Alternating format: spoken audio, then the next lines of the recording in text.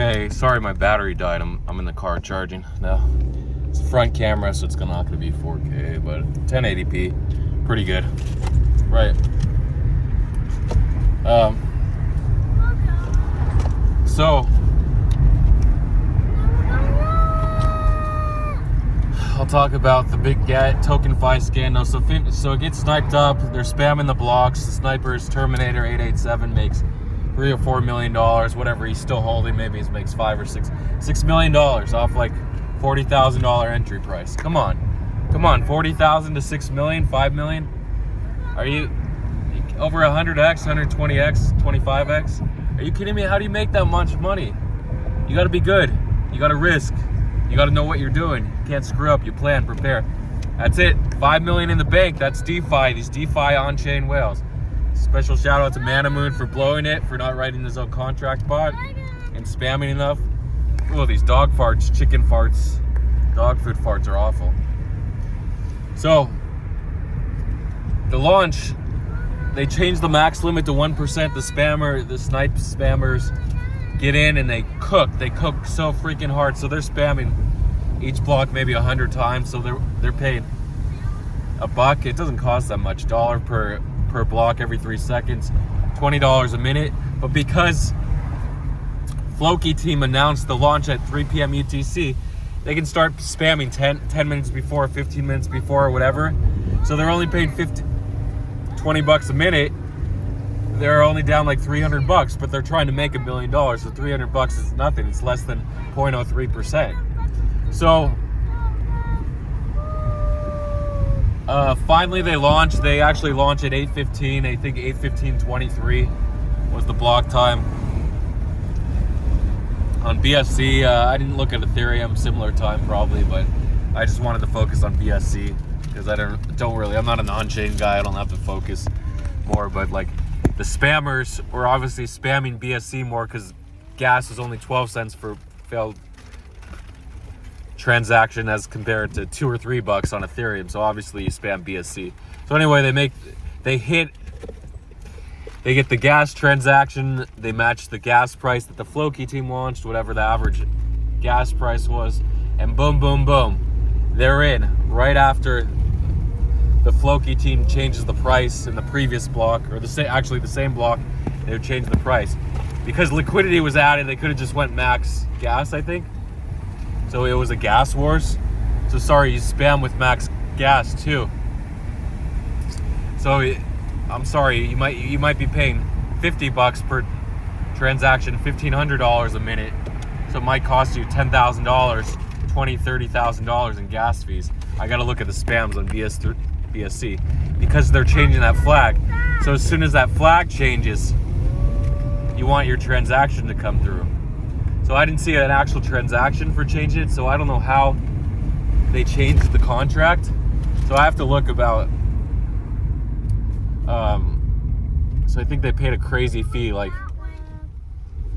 2 ETH in gas, or like $2,000 in gas.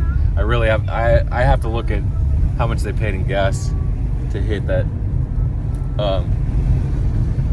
So anyway, congrats on $5 million to 887 Terminator. It's so there's a reason he's called a Terminator. Come on, or 887, because three digit ENSs were so much money for a while.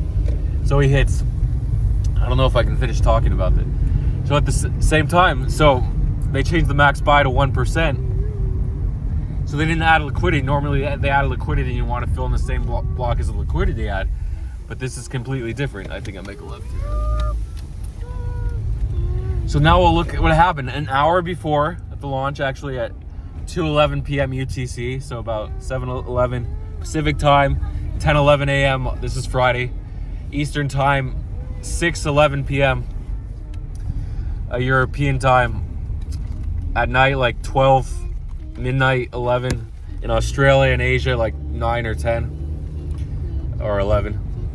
Korea, Shanghai, Tokyo. So Bitget tweets that they're listing Tokenfi. So if you searched, somebody will list Tokenfi, you got to spam, or you search every few minutes who's going to list. A lot of times they don't announce till a half hour before, an hour before. So they said they're gonna list it in the next 49 minutes at 3 p.m. UTC, right? So the people that were savvy enough to know, hey, Big Get's listing it, they sent money over, KYC. It usually takes like 5 minutes to get your KYC approved. Obviously, Americans can't KYC. A lot of other countries can't either. So, but Palau can still KYC. They just can't KYC on Binance or OKX. So get your Palau ID. It's like $150 per year. I got to renew mine in March. So I saw in Dumpster DAO, someone posted the link. Hey, it's trading on BitGet right now. I'm like, huh? And then someone that was already KYC, just managed to send funds over. Special shout out to Dirk, who was KYC'd, but he couldn't remember his email because he has like 50 or 100 emails. He couldn't remember which one he used. Just use the same email to KYC. Who cares if you get hacked? Use all the same emails. Stop doing this. The important emails. Use the same email. So I couldn't send money to him. I had to KYC. By then, I think it started trading at 07, so 8 minutes before the liquidity ad. And exchanges for their prices, how do exchanges use prices? It's the demand, right? What traders are willing to pay for it? No, it's not. It's something called an oracle. What Chainlink was the first oracle, the first big one. Then we had Band protocol, and then TRB, the rapist band, the rapist buddy. I don't know. Everyone has their rape buddy, their buddy that is always thinking about rape because he can't get a date, so he has to rape. So TRB, the third type of oracle. So they control the prices. They use all the different exchanges, CoinMarketCap, CoinGecko also uses oracle prices. They use dexes, blah, blah, blah, and they set an average price, the mark price, the index price, whatever you want to call it, for these exchanges to use. So there's only one other place where it's trading. So the oracle price has to be BSC and Ethereum, the DEX price, except there's no liquidity. It's not a real price, but they're using this price of 0.04030 I think. 250K market cap. Come on, you know Floki token's gonna be bid up to like 2-3 million, maybe 5 or 10 million.